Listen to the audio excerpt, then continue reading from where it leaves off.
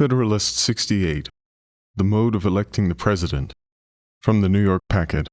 Friday, March 14th, 1788. Hamilton. To the People of the State of New York. The mode of appointment of the Chief Magistrate of the United States is almost the only part of the system of any consequence which has escaped without severe censure, or which has received the slightest mark of approbation from its opponents. The most plausible of these, who has appeared in print, has even deigned to admit that the election of the President is pretty well guarded, read a federal farmer.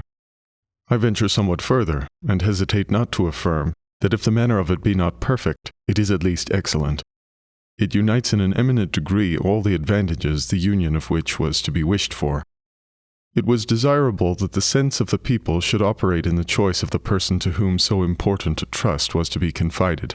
This end will be answered by committing the right of making it not to any pre-established body, but to men chosen by the people for the special purpose, and at the particular conjuncture. It was equally desirable that the immediate election should be made by men most capable of analyzing the qualities adapted to the station, and acting under circumstances favorable to deliberation, and to a judicious combination of all the reasons and inducements which were proper to govern their choice. A small number of persons, selected by their fellow citizens from the general mass, will be most likely to possess the information and discernment requisite to such complicated investigations. It was also peculiarly desirable to afford as little opportunity as possible to tumult and disorder. This evil was not least to be dreaded in the election of a magistrate who was to have so important an agency in the administration of the government as the President of the United States, but the precautions which have been so happily concerted in the system under consideration promise an effectual security against this mischief.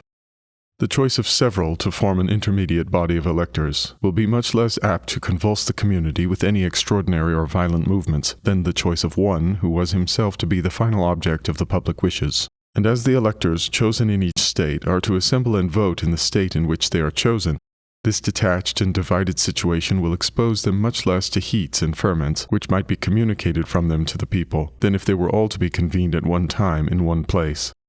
Nothing was more to be desired than that every practicable obstacle should be opposed to cabal, intrigue, and corruption. These most deadly adversaries of republican government might naturally have been expected to make their approaches from more than one quarter, but chiefly from the desire in foreign powers to gain an improper ascendant in our councils. How could they better gratify this than by raising a creature of their own to the chief magistracy of the Union? But the convention have guarded against all danger of this sort with the most provident and judicious attention. They have not made the appointment of the President to depend on any pre-existing bodies of men who might be tampered with beforehand to prostitute their votes, but they have referred it in the first instance to an immediate act of the people of America to be exerted in the choice of persons for the temporary and sole purpose of making the appointment, and they have excluded from eligibility to this trust all those who, from situation, might be suspected of too great devotion to the President in office. No senator, representative, or other person holding a place of trust or profit under the United States can be of the numbers of the electors. Thus, without corrupting the body of the people, the immediate agents in the election will at least enter upon the task free from any sinister bias. Their transient existence, and their detached situation, already taken notice of, afford a satisfactory prospect of their continuing so to the conclusion of it. The business of corruption, when it is to embrace so considerable a number of men, requires time as well as means, nor would it be found easy suddenly to embark them, dispersed as they would be over 13 states, in any combinations founded upon motives which, though they could not properly be denominated corrupt, might yet be of a nature to mislead them from their duty. Another and no less important desideratum was, that the executive should be independent for his continuance in office on all but the people themselves. He might otherwise be tempted to sacrifice his duty to his complaisance for those whose favor was necessary to the duration of his official consequence.